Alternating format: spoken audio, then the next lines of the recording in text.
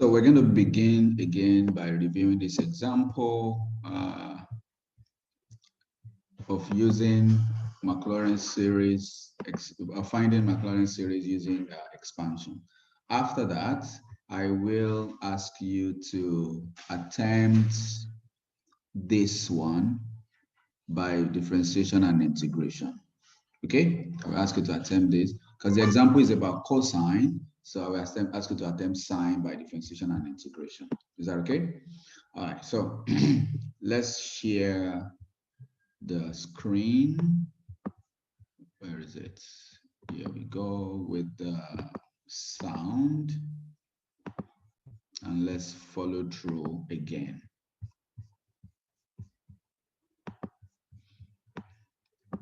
Okay.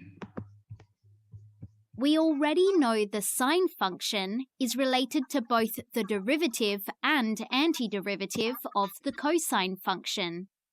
In this example, we see how these relationships are observed between their Maclaurin series. Since Maclaurin series are polynomials, we can differentiate and integrate them term by term. This is particularly useful when we differentiate or integrate in summation notation. In part A, we know that the derivative of cosine x is minus sine x. So, sine x is minus the derivative of cosine x, and we substitute the given Maclaurin series for cosine x. The series for cosine x converges for all real x, so this expression for sine x must also converge for all real x. When we differentiate a Maclaurin series, we need to be careful with the first term. We will see why in a moment. In this case, when k equals 0, we have the first term minus 1 to the 0, which is 1, over 0 factorial, which is 1, times x to the 0, which is 1. So the first term is 1. We keep the rest of the series in summation notation. When we differentiate term by term, we have the derivative of the constant, and then we have a sum of terms which have the form of a constant times the derivative of x to some power. The derivative of the constant is 0. We remove the negative coefficient of the summation and add 1 to the power of minus 1 instead, and we use the rule for differentiating x to a power. We cancel 2k in the numerator and denominator. This is the moment where it is important that we took out the constant term. We know its derivative is 0, so we have cancelled it. If we had left it in the summation, then at this moment of cancelling 0 over 0, we would be left with a first term in the derivative, which would be minus 1 over minus 1 factorial, which we have no definition for, times x to the minus 1. At this point, we now want to write the series for sine x as a summation from 0 to infinity, so it is in the familiar form. We therefore let a new counter n be k minus 1. Changing counters is a very useful and important tool, but we need to do it carefully. K equals 1 corresponds to n equals 0. K being infinite means n is infinite, and we replace every other instance of k with n plus 1. We now tidy the expression.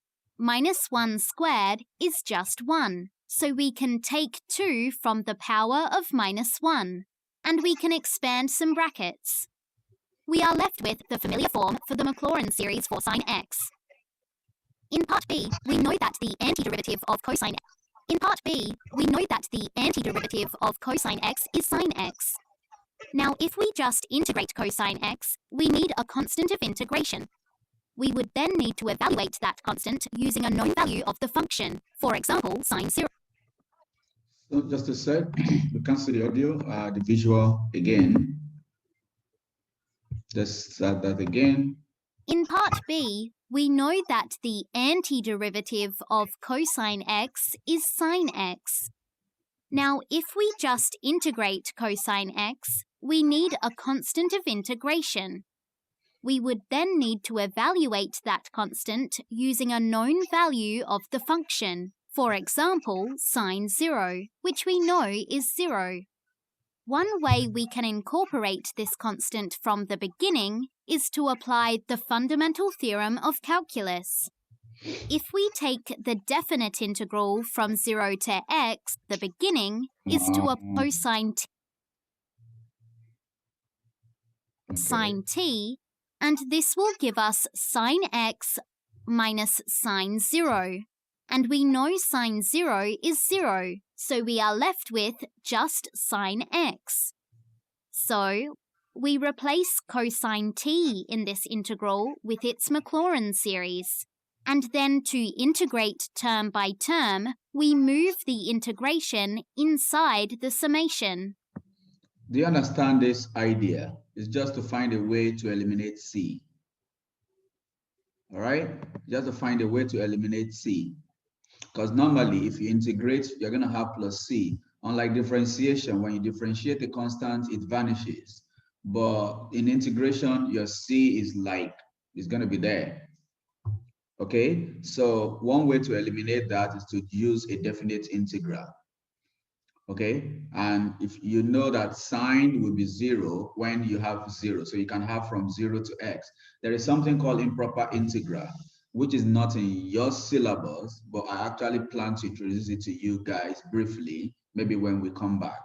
It's a way of finding area under a curve between a point to maybe infinity. Okay, I will show you maybe a demonstration later. That is when this transformation of variable is really discussed. So I hope it's still you can still understand it, even though I didn't mention that transformation. So if you're trying to get x eventually, x becomes your upper limit of the integral. Then you have your integrand in a different variable with respect to that same variable. So it's just the same as saying cos x dx. It's the same as cos x dt. So if you must get that sign back, you have to make sure x is the upper and whatever we make it 0 is the lower. Understand? So can I ask a question? If this was a sine, okay, and the idea is to get a 0, what do you think your lower will have been? If this was cos, it will be x versus what? Anyone? 1. 1. How is that?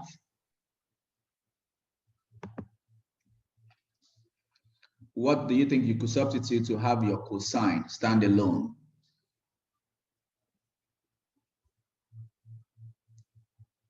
So you have x here. What will this be in terms of for the sake of for the case of cosine to have it become 0 so that this can stand alone? Pi over 2.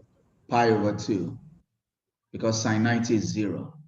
Pi over 2. So that's just the whole idea here. So quickly.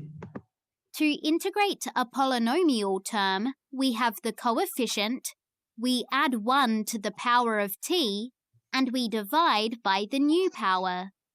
We can tidy the denominator by including the factor 2k plus 1 in the factorial. We evaluate the antiderivative at t equals x.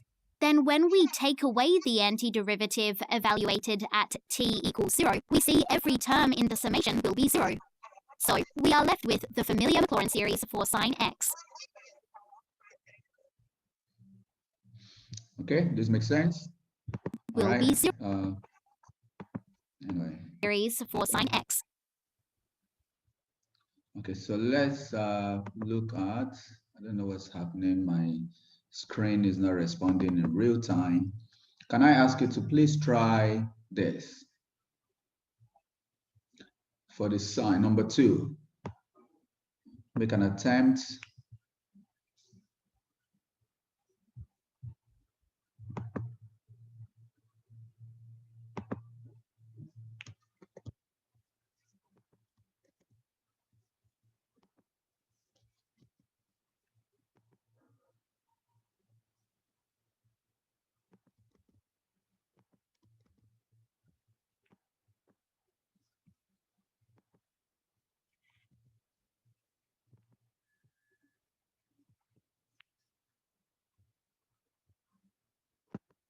I hope everyone understood what Lillian and I were just talking about.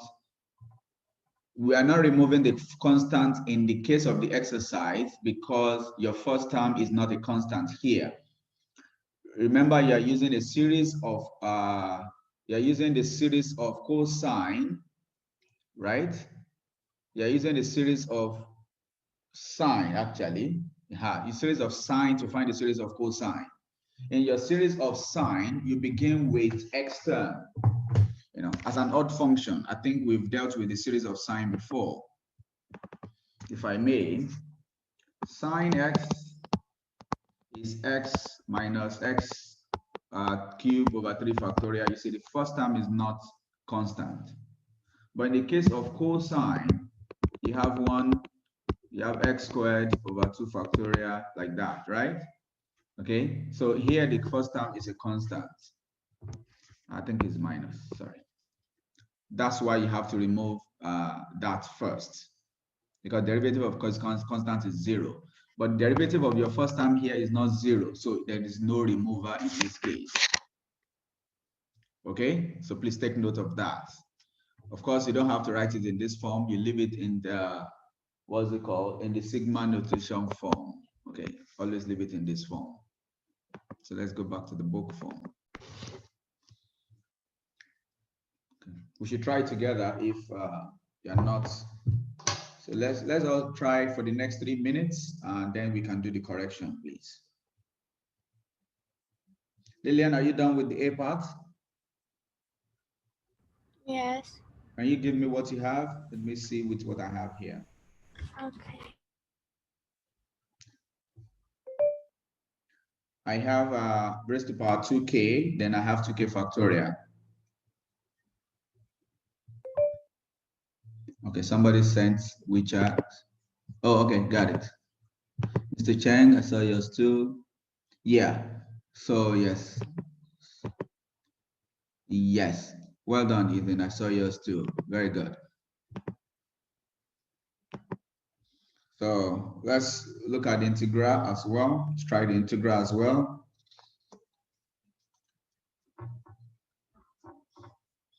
Miss K, confused about something?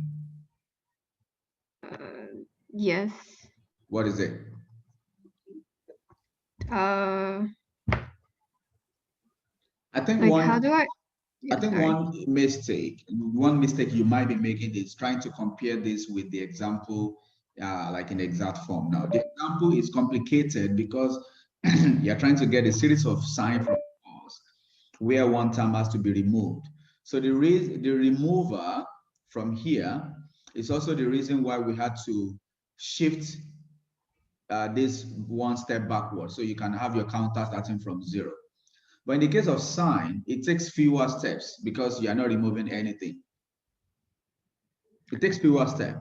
So in the case of sine, all you are doing is this.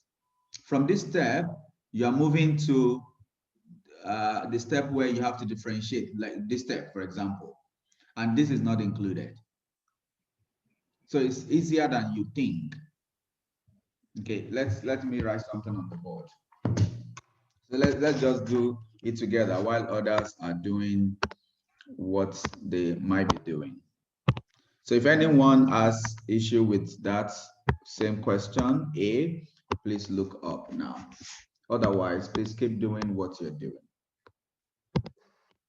So the question is, using the Maclaurin series of sine that you have been given, so we have sine x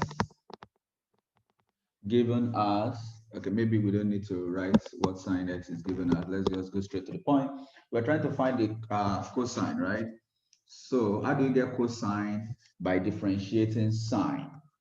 So cos derivative of sine x is cos x, isn't it? So in this case, the cosine that we are looking for is going to be obtained by differentiating sine, and the sine is given as the integral k from 0 to infinity. That is given, yes. The numerator is -1 to power k you have 2k plus 1 factorial, and you have x raised to power 2k plus 1 as well. This is what we were talking about earlier. If you expand this, ddx, we're not going to expand, so I'm going to erase this step. If you were to expand it, when k is equal to 0, this is 1, right? The numerator is 1. The denominator will be 1 factorial, which is also 1. And this will be x raised to power 1. When k is equal to 1, this will be minus, this is the sign factor. When k is equal to 1, right? That's minus 1 is minus, that's what I mean. Minus 1. For 1 here, you're going to have 3 factorial, and this will be x to the power 3. When k is equal to 2, this will be plus 1. This will be 5, and this is x to the power 5. That's why your sign is x minus x cubed over 3 factorial plus x to the power 5 over 5 factorial, and so on. That's what we mean. So for the fact that the first term is not a constant, there is no need to separate anything, unlike in the example. So we don't need to consider that. So that's what Lillian observed, that definitely if the first term is not a constant, then there's no need for separation. And I agree, that is the whole point. The reason for the separation, according to the example, is that, is that whenever you are doing your elimination, it will be difficult to eliminate 0 over 0. It doesn't make sense. Okay, so that's why. Anyway, so in this case, the derivative of sum is going to be sum of derivative. So if I have differentiate with respect to x, u plus v plus w, you would have said it is the same as du dx plus dv dx, right? Plus the w dx. So what this means is that the derivative of sum is actually the sum of the derivative. Okay, this is sum of derivatives. This is derivative of a sum. Okay, so it means we can move out this one while it differentiates what you have, which is minus 1 raised to power k divided by 2k plus 1 factorial x raised to power 2k plus 1. Now the step I've just written is not necessary. The reason is because even your constant can come out. Remember, the derivative with respect to f of a constant and a function is simply the constant multiplying the derivative of the function, right? So all these are constants because they do not contain x. Okay? As a result, they can come out minus 1, sigma first, because it still consists of your k from 0 to infinity. So it's not coming out of the sigma.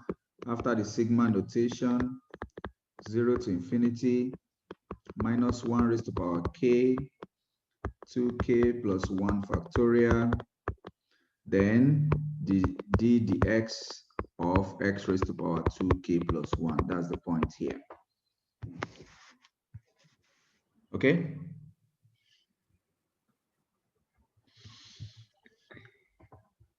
So that's why I broke it in 2 steps. First, the summation of derivative is the derivative of sum is going to be the sum of derivative. So you can actually flip the position of sum and a derivative. Then the derivative of a constant and a function of x is going to be the constant multiplied by derivative of the function. So then we can move on here. So this will be sigma k from 0 to infinity minus 1 to power k, 2k plus 1 factorial. When you differentiate this, you have 2k plus 1, x raised to power 2k. Am I right? So as a result of that,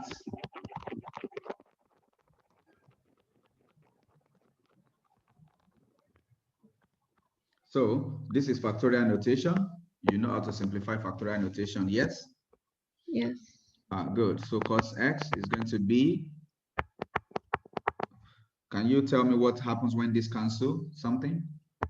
becomes 2k factorial. Okay, 2k factorial, good. So this is going to be minus 1 raised to power k. You have your 2k factorial, and you have x raised to power 2k. That's what we're saying. And this is the series for cosine. Let's check. When k is equal to 0, you have 1, you have 0 factorial, which is 1. So you are safe at k is equal to 0. That's the whole point.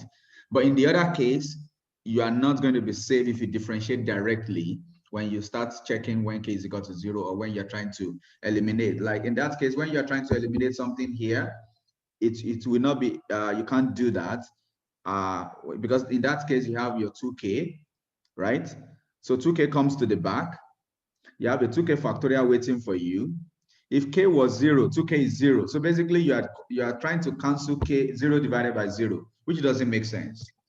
That's the reason for removing that before you differentiate the series. So this is the first part. You can check when k is equal to 0, 1 over 1, x raised to power 0 as well, which will now be 1. When k is 1, you have minus 1 over 2x squared. So that's 1 minus x squared over 2 factorial. And the next will be x to the power 4 over 4 factorial, and so on. Okay? So the integral, try the integral. Has anyone tried the integral? Please send to me. Let me see what you've done. Okay, derivative makes sense, just like we did now. Ms. V, I've sent your solution. Good job. Who is this? Nakita. Yes, good job. Anyone tried integral? Please send to me now, please.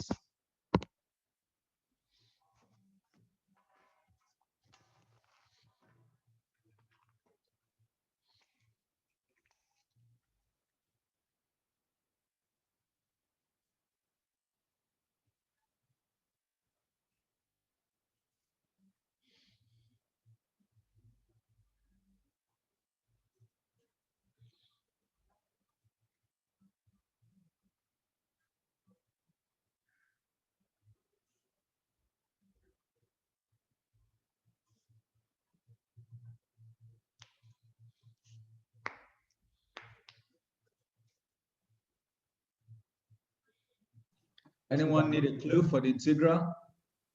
Can you give me a clue for the second Okay. part of the reflection? For the what? For the wait, what I have? Okay, wait. You should start this way.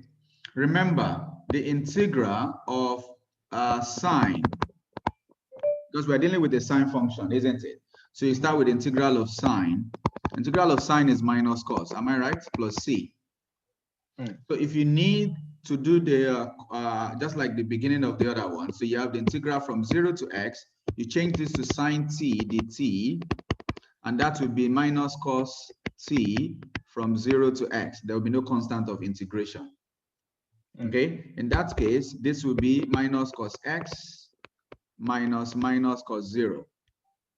Cos 0 is 1, so that is minus cos x plus 1. So move this. Remember, on the other side, you have 0x sine t dt. Okay, move this to the left. What does that give you? It gives you positive cos x, which is what you are looking for. And you take this away, that will be 1 minus integral of 0x sine t dt. Put your series in here and integrate. Remember, the zeros we cancel also. Is that what you guys did? So this is what you start with. Yeah, I already did that. But okay, so what is the problem? Can you? I sent you what I did so far. Oh, okay, I check now. Okay, perfect. I saw that. Okay. So when you put 0, yeah, your 0 with the second part, can you put that as a difference? So you have sigma. Okay, yeah, you're on the right track, I think. Okay.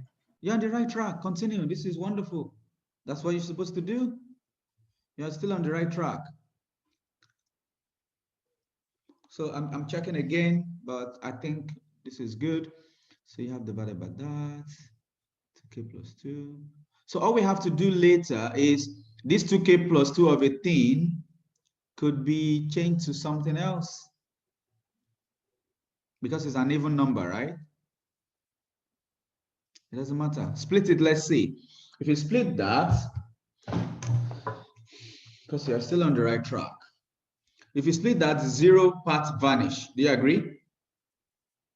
So you are left with minus cos x plus 1. Guys, I'm going to show you what he has done so far. I want to believe you have similar solution. This is what he has done so far. And this is still on the right track. Unless somebody finds any error in here, please speak. So k from 0 to infinity, minus 1 to power k, 2k plus 2 factorial. Then you have x raised to power 2k plus 2. Okay. So our k, so that will be 2 into k plus 1. And k is equal to, if I say m is k plus 1, when k is equal to 0, m will be 1.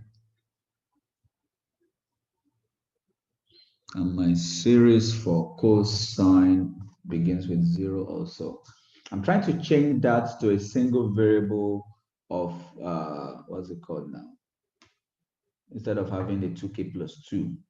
But that's an even number too. Because the idea is to have even number and the power is even. Yes, we can, because there's a 1 waiting for you somewhere. Mr. Cheng, change your k plus 1 to m. Watch this. Okay, guys, can I have everyone's attention? Who has done the integral part? Wait, Krista C, are you here? I can't hear you, I can't see you, so I'm not sure. Who's done the integral part? Okay, great. Okay, maybe we can look at it together from what Ethan has done. If you have done the same thing, no worries. So from this point, from the previous slide, I mean, so maybe we can start that again and all do it together. Or if you think you are doing the right thing, please proceed. Just look at the screen once in a while we are focusing on this. So Mr. Chen, let's all start this again. I'm sure you are doing the right thing. Let us just do this together again. B, we're going to start with since integral of sine x dx is equal to cos x plus c. We're going to, because we are doing integral of sine because we're going to be provided with the series of sine. So it implies that the integral from 0 to x of sine t dt is going to be, minus cos t from 0 to x, which is going to be minus cos x minus cos 0, which is going to be minus cos x plus 1. So clearly, if you bring this, so basically what we are saying is equal to minus cos x plus 1, right? So this implies that cos x itself that we are looking for, maybe I write it here because of space.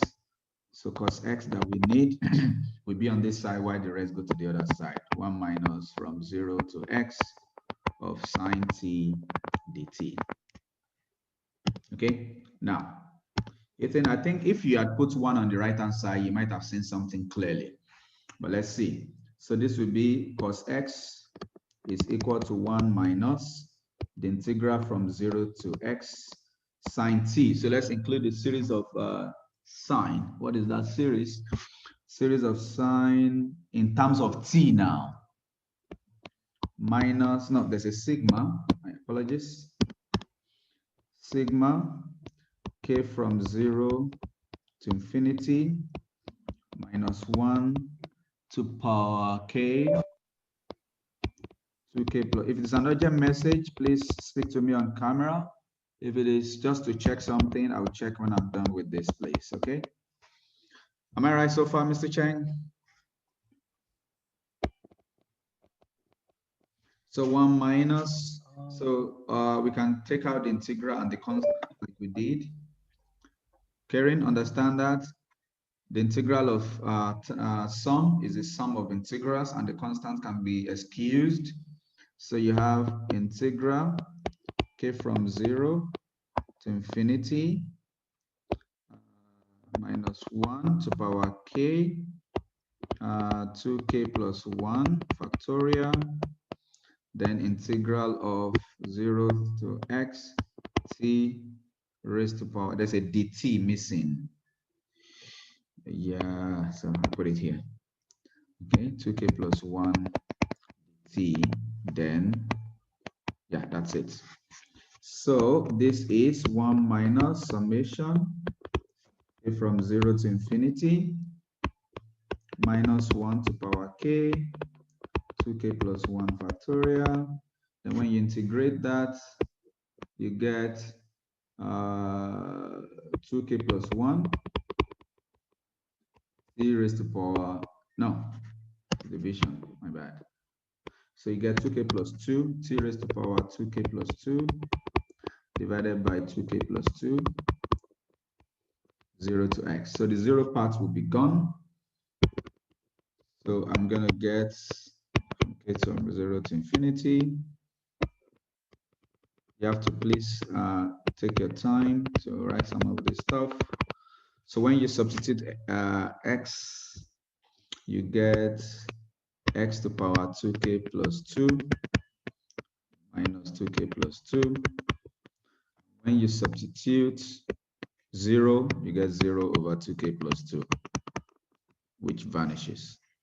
So everything remains 1 minus summation minus k minus 1, sorry, to power k. This is 2k plus 1 factorial. So I'm going to get also 2k plus 2.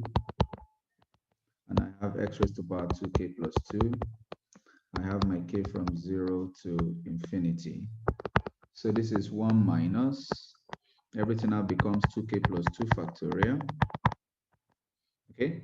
And this is remains minus 1 raised to power k.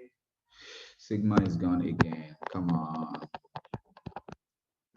All right. My bad. Please, if you are not sure of the last part, just pay attention and observe the transformation that will happen. So this is going to be 2k plus 2 factorial when these two combines. Understand that?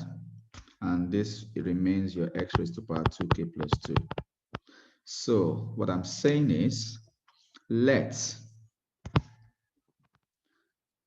k plus 1 be some variable m. Okay? Then at k is equal to 0, m is equal to 1. The reason I'm doing this is this. So this will be 1 minus summation. Instead of at k is equal to 0, m is equal to 1. So this will be m is equal to 1 to infinity. Minus raised to power k will be minus 1 raised to power k plus 1. Then instead of, so 2k plus 2 will be 2 into k plus 1, which is 2m. Guys, can you see what I'm doing? Yes. So I'm going to have here 2m, and I'm going to have here x raised to power 2m.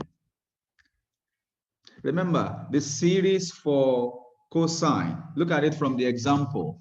It's about 2k factorial and all that. So it's not a binomial.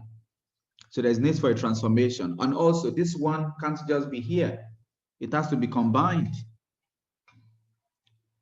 Okay, so this one will be obtained when m is equal to 0. When m is equal to 0, look, sorry, yeah, this shouldn't be k plus 1, sorry. This should be, instead of raised to power k, if I want to make k the subject, here, from here, k the subject would be k is equal to m minus 1. Do you agree? All right, so in that case, this power should have changed. to m minus 1. So let's see, when m is equal to 1, so when m is equal to 0, we have a negative 1. Are you sure of my power? Okay, anyway, minus 1 raised to power negative 1 is still minus. Do you agree? Talk to me, guys. Minus 1 raised to power that. So I'm checking for you to see that this first term can be merged to this. This first term 1 is produced with this same series, this same n term, but when m is equal to 0. Okay? When m is equal to 0, I'm going to get what? When I'm going to get minus 1, I'm going to get 1. So when m is equal to 0, since at m is equal to 0, minus 1 to power m minus 1 divided by 2m factorial x raised to power 2m will be minus 1 raised to power minus 1, which is negative. This will be 0 factorial, which is 1, x raised to power 0, which is 1. So everything here becomes what? Actually negative. Is it negative? Is it negative? Hello, you guys are not talking. I'm just doing this on my own. Something is not right. I'm not supposed to have a negative.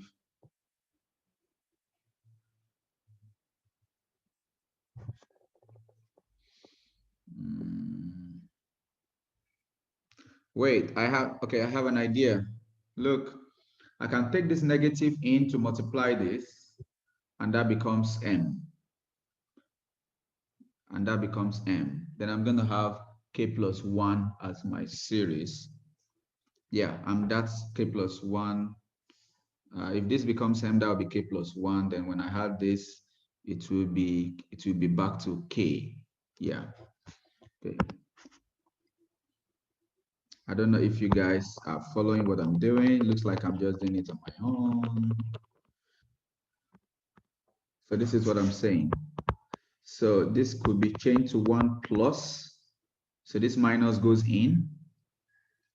And I have sigma m is equal to 1 to infinity, the minus 1 raised to power m now. And this is 2m factorial. And this is x raised to power 2m. Yes. Can you see? Minus goes in. So that's minus 1 going in. And this is already minus 1. Okay?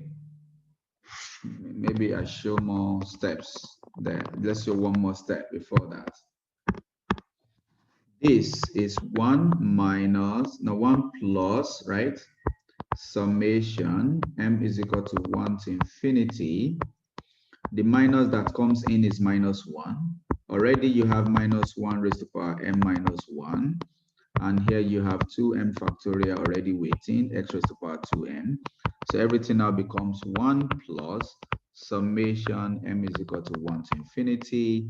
Now you have minus 1 raised to power m. And now you have 2m factorial. And this remained x raised to power 2m. That's what we're saying. Is it better now? Is it clearer? So the point is, when m is equal to 0, let's check, because this is m is equal to 1. So I want to tell you that everything is the same, but from m is equal to 0, which is what we need. When m is equal to 0, this is 1. See? When m is equal to 0, the numerator is 1. The denominator is 1. X raised to power 0 is 1. So this is the case of when m is equal to 0. So we can as well just add the case m is equal to 0 to the case m is equal to 1 to infinity, and everything becomes the case from 0 to infinity. Ethan, can you see that? Okay, so what I'm saying now is what we had before, cos x, which we are just written as 1 plus summation from m is equal to 1 to infinity minus 1 raised to power m, 2m factorial, x raised to power 2m. Okay, this is the case m is equal to 0. Okay, so I can say since 1 is equal to minus 1 raised to power m at 2m factorial like that at m is equal to 0, then we can say cos x is just the same summation, but m starting from 0 this time to infinity minus 1 to power m, 2m factorial, x raised to power 2m, which is the pattern that we need. But in terms of k, it's just a variable. This is the pattern that we need, and that's it. Or you could just change the variable if you want. You don't have to, but it doesn't matter what variable. I can use t, I can use I. Doesn't matter. Just changing the variable back to k. If you wish, you don't have to. As long as your counter is the same as the one here. So these two are the same. You can decide to stop here or you continue here. I don't think it matters. Am I making sense, please? All right. So that's that about that. Just wanted to text that and make sure that everybody understand the idea here. Thank you for the contributions, for all those that have contributed to that. So you can try some of this later on your own. Let's listen to this example 5. Let's see if there's another example after that. There's an example 6. I'm going to go through these two examples together. Then you can spend your time to do practice. Example 5. Which one is 5 again? This is 6. This Maclaurin series is 6, so this has to be 5. Check.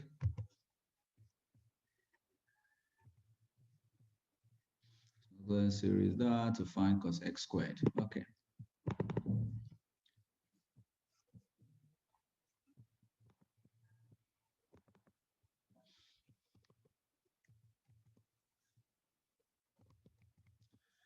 I don't know what you can see. What can you see, guys? We can see the, sorry. Can you see the example? Yeah. Huh?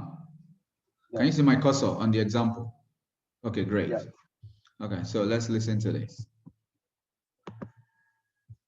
In this example, we use a Maclaurin series to give a numerical approximation for a definite integral. This is exactly the sort of series approximations that calculators and computers use to do their calculations. To find the Maclaurin series for cosine x squared, we start with the Maclaurin series for cosine x and replace x with x squared. For a power to a power, we keep the base and multiply the indices. We now consider the definite integral in part B and substitute the Maclaurin series we have just found. To integrate term by term, we move the integration inside the summation, and in fact, we can always place the constant coefficient out in front of the integral. To integrate x to a power, we add 1 to the power, then divide by the new power. We evaluate the antiderivative at x equals 1. Then when we take away the antiderivative evaluated at x equals 0, we see every term in the summation will be 0. So we now have an infinite series which gives the exact value of the definite integral. We know the infinite series converges because we know the Maclaurin series for cosine x converges for all x. This tells us that the subsequent terms must get smaller and smaller in size. So, we start calculating the terms. We start with k equals 0, 1, 2, and so on. By the time we get to k equals 4, the value will only affect the 6th decimal place, so we stop here. We add the first 4 terms to find the definite integral is about 0.9045.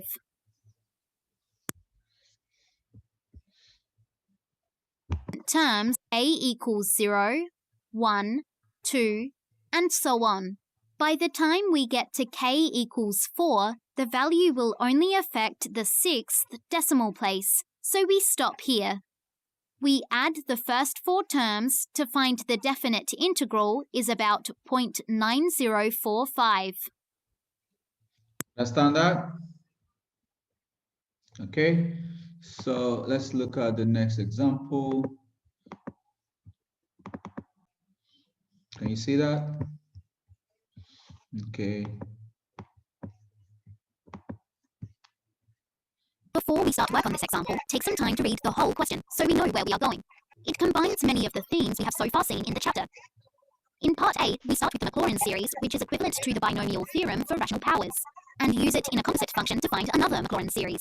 In part B, we perform integration using this Maclaurin series to find a Maclaurin series for the inverse cosine function arccos. In part C, we again use a composite function, this time with arccos, and hence approximate a definite integral. Now that we have a plan, we start with part A. We start with the binomial theorem for rational powers. We know this series converges provided mod x is less than 1. We also need to remember that the first term corresponding to k equals 0 is actually 1. The notation is a little unhelpful here, since for the case k equals 0, the numerator of the fraction makes no sense. Just a sec, because I think However, we know the first term must be 1, because the constant term of using this Maclaurin series. Now that we have a plan, we start with part A. We start with the binomial theorem for rational powers. We know this series converges provided mod x is less than 1. We also need to remember that the first term corresponding to k equals 0 is actually 1. The notation is a little unhelpful here, since for the case k equals 0, the numerator of the fraction makes no sense.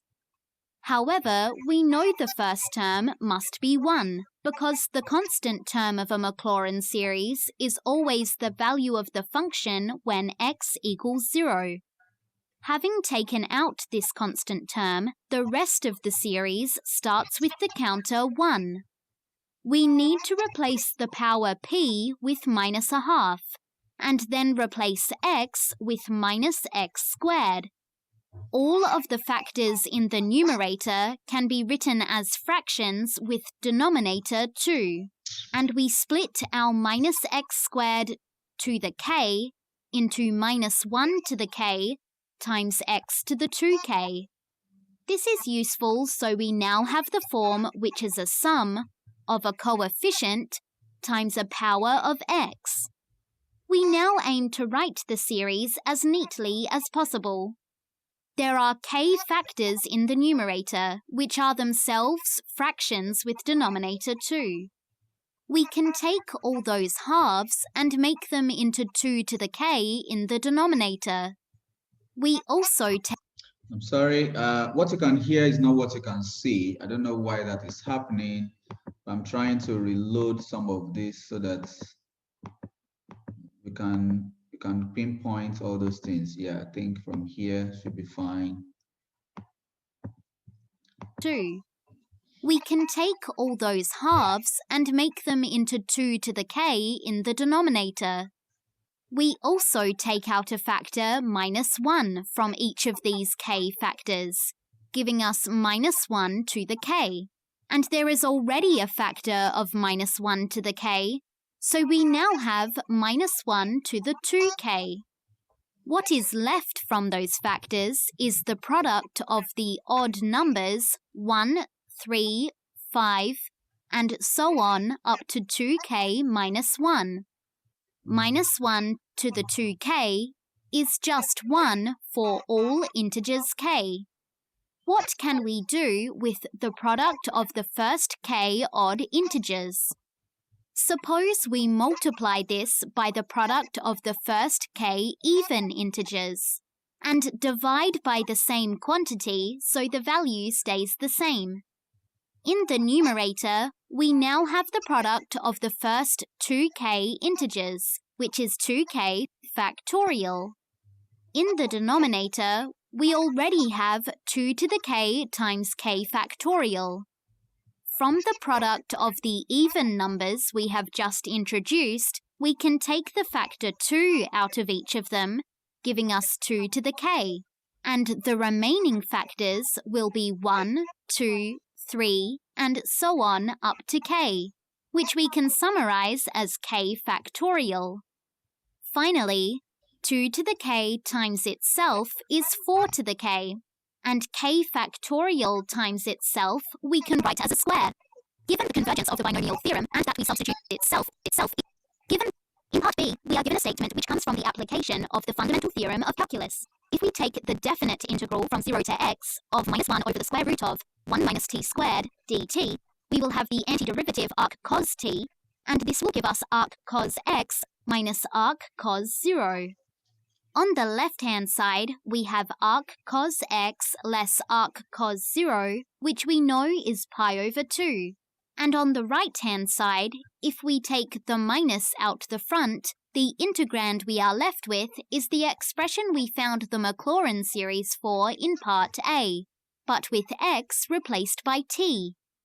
We want to integrate term by term, so we have the integral of the constant term, and then for the remaining terms, we move the integration inside the summation, placing the constant coefficient in part terms, we move the integration inside the summation, placing the constant coefficient in front of the integral.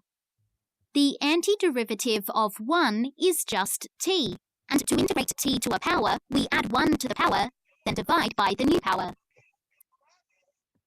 It's frozen again. I hope you guys can follow anyway, even though it's like always freezing and stuff.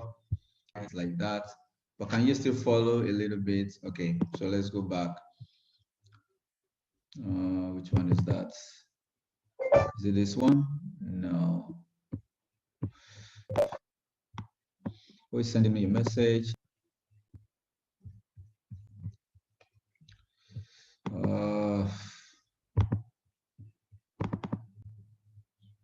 Okay. For the antiderivative, we evaluate it at t equals x, and when we let t equal 0, the antiderivative is 0. We then have the summation, the coefficient, including 2k plus 1 from the antiderivative, and we are left with x to the 2k plus 1 minus 0. To find arc cos x, we add pi over 2 to both sides, then expand the brackets. This is the Maclaurin series for arc cos x, and it will have sides, then expand. In part C, we first in brackets.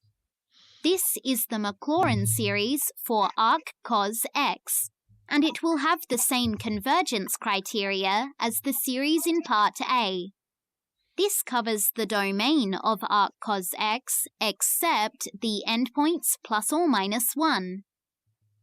In part C, we first use our series to generate the first 3 non-zero terms of the Maclaurin series for arc cos. In part C, we first use our series to generate the first 3 non-zero terms of the Maclaurin series for arc cos x. We have the constant term, the x term, and letting k equal 1, the next term is the x cubed term. The coefficient for x cubed is minus 2 factorial over 4 times 1 squared times 3, so it is minus 1 over 6. Cubed is minus 2 factorial over 4 times 1 squared times 3, so in part 6. To find the first 3 non-zero terms of the Maclaurin series for arc cos x squared, we simply replace x with x squared. The interval from 0 to 0.4 lies completely in the interval of convergence, so we know these first 3 terms will be the largest in size. We integrate term by term. We then evaluate the antiderivative at x equals 0.4, then subtract the antiderivative evaluated at x equals 0. Subtract the antiderivative evaluated at x squared, we simply replace x with x squared. The we integrate term by term. We then evaluate the antiderivative at x equals 0.4, then subtract the antiderivative evaluated at x equals 0. The result is about 0.607. I'm so tired of this. The result is about 0.607. This thing just keeps stopping and freezing and whatever. I hope you got the message though. What I'm going to do is send a screenshot of all this, send a screenshot of the exercise, and okay, not this one, not that one.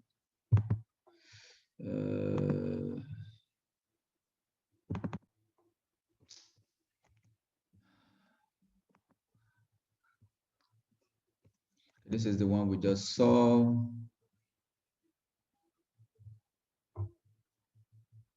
Okay, I'm going to send you this. You can try this later on your own. Multiplication. Let's go through this without the audio because I don't want the audio freezing and freezing. So multiplication, look at this. The Maclaurin's expansion series for cos 2x is given already. Use this to find use the first few terms of sine to find sine square x. Okay, sine square x means sine x times sine x, and expansion first few terms, so maybe up to 6. So you just have to consider up to 6. So if you expand anything beyond 6, you skip it and you arrange it in order. I think we have done something like this in class before. You arrange column wise. Okay, it was arranged in column wise, and so that 6 is considered and the rest is not considered.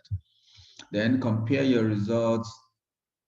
Compare your result with the expansion of 1 minus this. So if you are to do the expansion of 1 minus this, because cos 2x is already given, you can check and you can see clearly that you have the same thing. Again, sine squared x means sine x times sine x, so you are multiplying two series.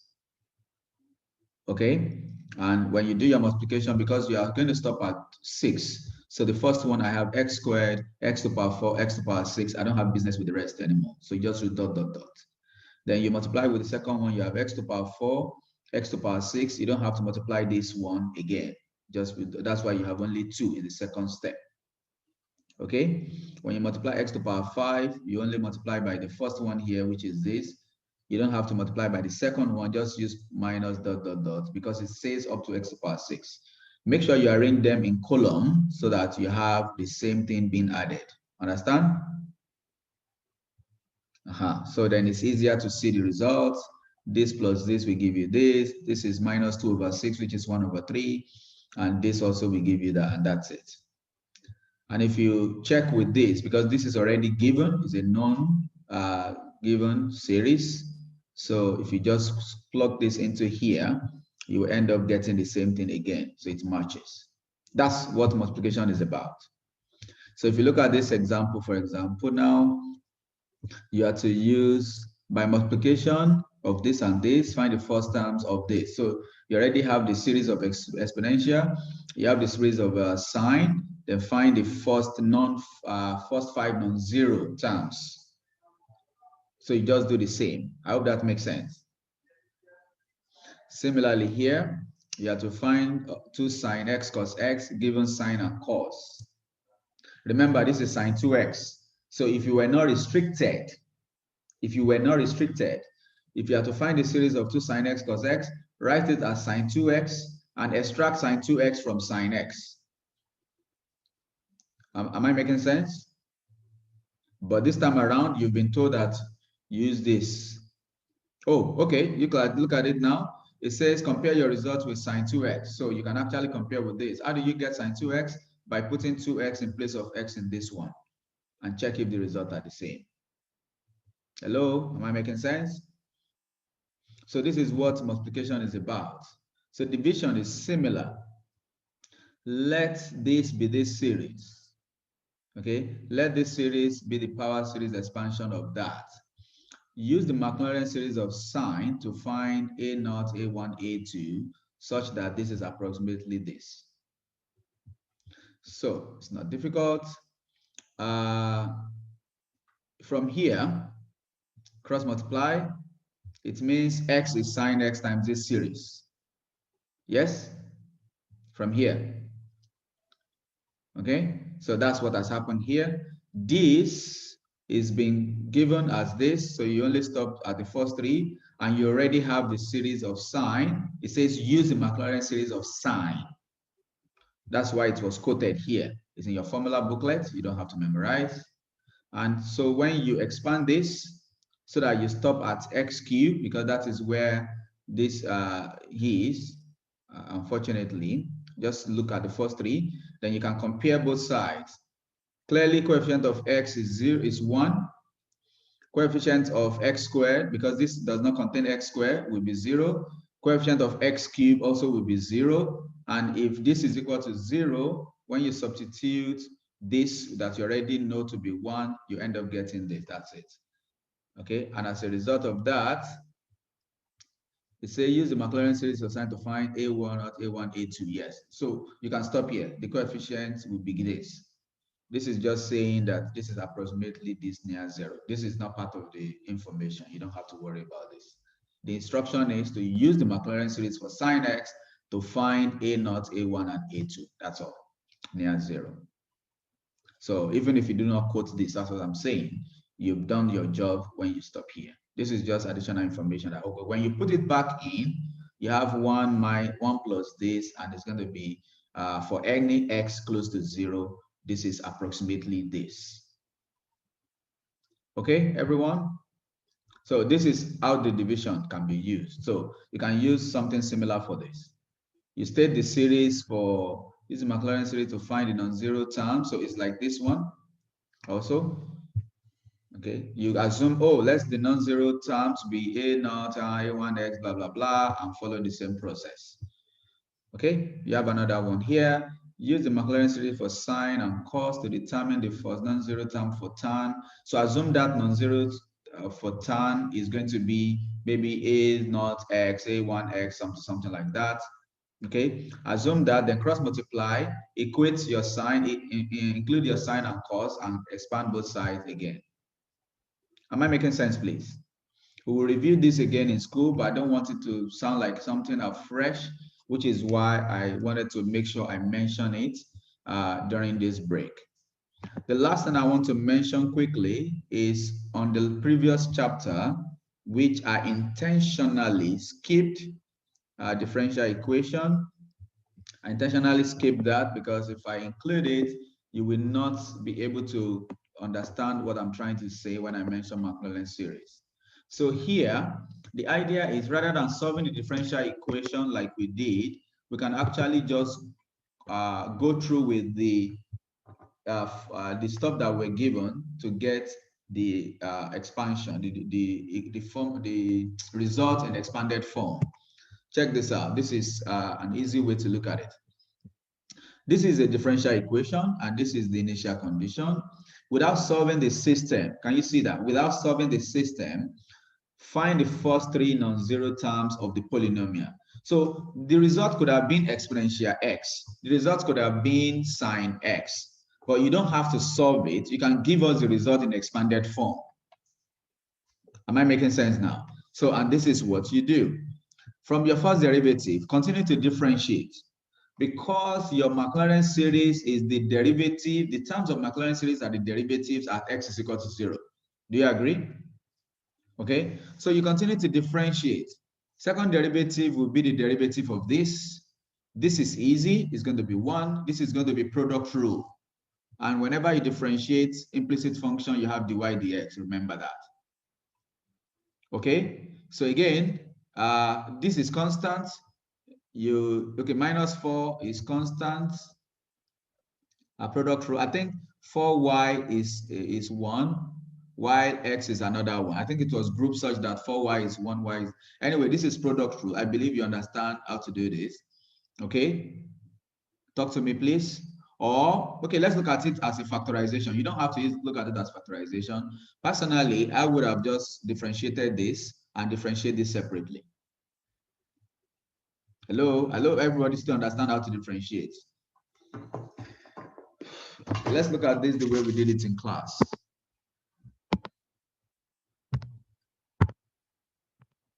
The way we did that in class is this. You have dy dx is equal to close this x minus 4xy. Okay, x minus, just a minute, please. Come on, x minus 4xy. This is what we have. So you could differentiate again by differentiating this with respect to x, that is 1, and to differentiate xy, keep x constant, differentiate y, you get dy dx. Okay, keep y constant, differentiate x, you get 1. So that you get 1 minus 4x dy dx, right? And this will be y. Okay, so in the book you have the same 1 minus 4y. Do we have our 4y? Yeah, this will be 4y, sorry. So in the book you have, there's a minus, so this should be a minus 4, my bad. Remember, we're opening the bracket with minus 4, right? So this is 4y. So you have 1 minus 4y minus 4x dy dx. Okay, don't forget that. And that is what you have here. And you see, 1 minus 4y minus 4x dy dx. So you don't have to follow this approach. You can actually just use what we did in class. Okay, now what happens next is you find the third derivative. So let's go back to that again. From here, if you want to find the third derivative, okay, so this is 1 minus 4y minus 4x dy dx. For the third derivative, the 3y dx cubed, 1 will give you 0, so that is gone. This will be 1 minus 4 dy dx. Do you agree? Whenever you differentiate a y term, you have a dy dx, right? And this will be product rule, minus 4 bracket. Okay, keep this constant, differentiate this. You keep x constant is x. When you differentiate dy dx, you get the second derivative. Alternatively, you could substitute this first. Okay, okay, then if you keep this constant, this is plus, you keep dy by dx constant, differentiate x, you get 1. And you open this bracket. If you don't want to go through this, introduce this directly. Now you have another implicit function in terms of x and y, and do exactly what you did here. Okay, so depending on what works for you, you can try both ways and see which is easier, and then you can simplify. Even this dy dx could be substituted. This could be substituted directly here as well. At the end of the day, you have the following. Now you will understand the solution better. Please look up now. At the end, you have this. Okay, at the end, you have this. Now, at y1, this is the particular solution now. When x is equal to 0, y is equal to 1, you substitute that. So let's see, when x is equal to 0, y is equal to 1, what happens here? Your dy by dx will be equal to 0. So for the second derivative, when x is 0, y is equal to 1, what do you notice? You can substitute your dy by dx, which you have found as equal to 0, then this would be minus 3. Hello, am I making sense? So at the same point, the third derivative, which is summarized to be this is 0, this is minus 3, and when you substitute, you get, how is that 0? This is minus 3, you put minus 3 here. But yeah, x is equal to 0, makes everything 0 again. Hello? Karen, understand? Callista, Clarissa, I'm not getting, okay, I can't see everybody's face. Okay, so at the end, your fourth derivative is this. Even though you haven't solved for y, you can actually write the series expansion. And Maclaurin series expansion is f of 0. F of 0 means what happens when x is equal to 0. That is already given as 1. This is f of 0. Am I making sense? Then plus x times the first derivative as 0. X times the fourth derivative as 0. First derivative as 0 gives you 0. So that is gone. okay, plus x squared over 2 factorial times the second derivative at 0. This is second derivative at 0. That is why this point 0 and at 0, x is equal to 1, y is equal to 1 is substituted into all these derivatives. Again, you don't have to continue using these higher derivatives here. After the first one, you are welcome to introduce this and continue your implicit differentiation each time. So that in each case, you only have in terms of x and y, and it is easier to manipulate with this. Your choice, totally your choice. Because sometimes to do higher derivatives of other derivatives might be confusing. That's my point. Okay, so, and when you substitute to get this, so even without solving, so now we don't know the solution, but we know that that solution y, this is the Maclaurin's expansion form of it. Is that clear now? This is what we mean by Maclaurin series developed from differential equation. We are not solving, we are developing it from differential equation. Now, it says solve the system exactly to find a particular solution. Now, if you are to solve it normally, okay, definitely this is a separable variable equation, right? Separable equation. And if you do that, you get this. For a particular solution, you get this. Try to find the Maclaurin's expansion of this. I can bet you this is what you will get. Remember, this is going to be 3 exponential negative 2x squared, right? Right? So let's test something. I don't think it was checked. It wasn't checked. Let's check something. So let's go to the board. This is 1 over 4. Maybe somebody can take a picture of that. 1 over 4, 1 plus something. Somebody quickly take a picture so you tell me what it is on the next page. Oh no, I have it in the textbook here. Textbook is done. Somebody take a picture. Let's see which is faster for me, please. I want us to leave in about 5 minutes. Have you done that? Anyone? Okay, let's come to the board. What is that solution quickly? 1 over 4 bracket what? Hello? Bracket 1 plus 3 over e to the power of 2x squared. So clearly this is 1 over 4, 1 plus 3 e to the power of negative 2x squared.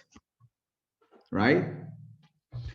Maclaurin series expansion for x. Does anyone remember exponential x? Yes?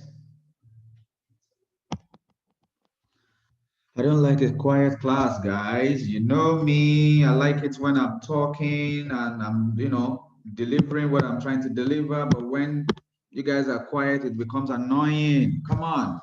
Maclaurin series expansion for x. If you're tired of this now, we can close the class. But I don't want to just talk to myself. 1 plus I don't have to get angry before you do what is necessary, please. Exponential x is what? 1 plus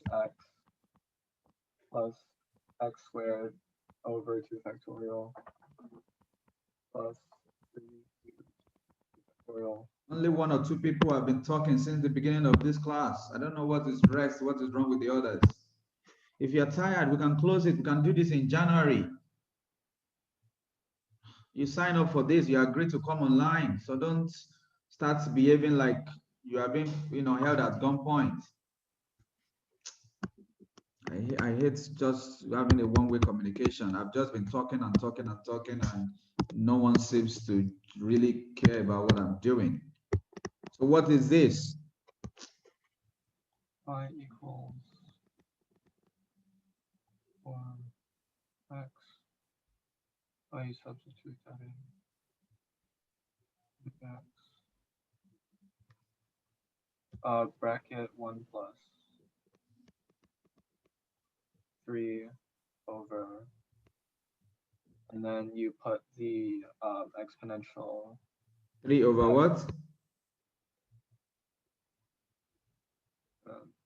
You put in the bracket 1 plus. The best thing is to first have 1 over 4, 3 over 4 exponential minus 2x squared. So it's easier now. Yes.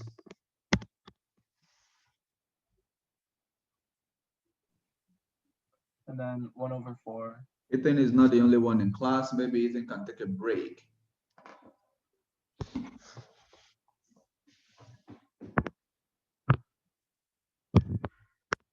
I'm waiting, and if we're not ready, we can just close it here. 1/4 plus 3/4 bracket, and then you sub that in. 1 plus x plus 1 plus x. No. No. 1 minus 2x squared.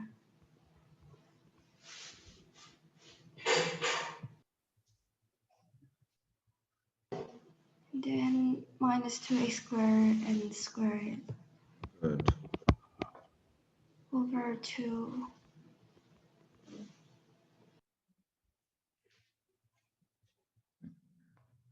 Does the example answer stop at squared?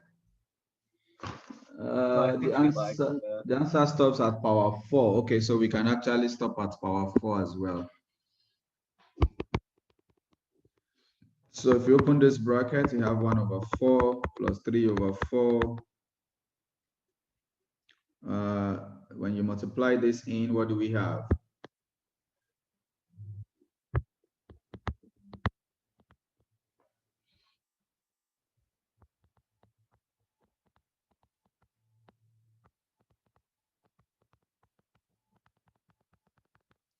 Finally, 1 minus 3/2 x squared,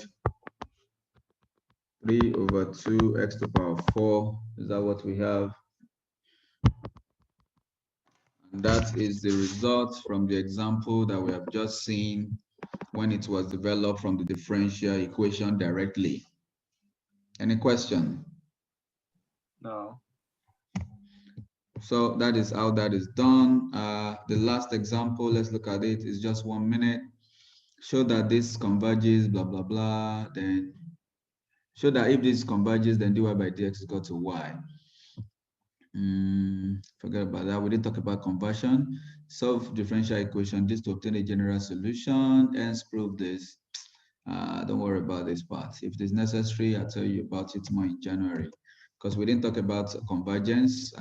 Convergence that you were asked to know is at the beginning. So if I see any past question or I think it's necessary, we look at it again. Just like I skipped something called improper integral somewhere sometimes before now. I think it was meant to be done under definite integral. I skipped something called improper integral. It was in the previous syllabus, it was removed. Basically, is the integral from a point up to infinity like this. Okay, and the technique is similar to something you did today. So the integral from 0 to infinity of a function is just the limit of any variable tending to infinity of 0 to that variable. So it's as simple as that. It's as simple as that. So something like this, if I want to find the integral from 1 to infinity of basically the area under this curve from 1 to infinity. That's what is the area under this curve from x is equal to 1 till anywhere it is. So all you have to do is just take it as a limit. The limit when b tends to infinity is the same as this one. And because it is easier to evaluate this, that's the point. It is easier to evaluate this. So once you get this variable in, the rest is just to evaluate whatever function you have based on your knowledge of, and you know that when b tends to infinity, everything here becomes 0. So we are saying the area is approximately half. So this aspect was not included. You can see, unlike the previous one, the shaded area would be from 4 to a particular point, but here everything was shaded continuously. So to do that is the knowledge of improper integral. We'll probably take one or two examples later, and it's also applicable to volume. Volume of solid revolution is usually within a point, right? 2 points, okay? But this time around, it could be if this curve extends indefinitely, and it still revolve, what is the likely volume that you will see? So you can also use your knowledge of improper integral to get it done. Understand what I mean? So this aspect was removed. And the reason I'm mentioning it again is because of the transformation of variable that you did. Remember integral x 0 to x sine t dt. So that's the reason I mentioned it. Okay, this could have been, if you don't want to write it as a b, you could have written this as 1 over t cubed and have your x here, and this would be x to infinity. It works. That's what I'm trying to say. Okay, improper integral was removed intentionally because the syllabus doesn't look like you need it. And again, it could be from negative infinity to positive infinity. You've done integration, you know properties of integral says from here to here is like maybe from negative infinity to 0, then from 0 to infinity. So all you have to do is multiply by 2, something like that. Okay, we'll look at this in January if necessary. As long as the graph is one that continues indefinitely, we'll look at it in January. So at this point, I'm going to just send you screenshots of what is left. Okay, this is the one I've just explained. Sometimes L'Hopital's rule will be used as well. You don't have to worry about it. I'm going to send you some screenshots right after this now, and we'll meet in January. We don't have to meet tomorrow, Saturday. Today's Saturday already anyway. We don't have to meet on Sunday. We don't have to meet on Monday as we planned earlier to meet on Sunday. Okay, videos will be sent. Practice the few you can do. And the first day of school, does anybody remember when the project weeks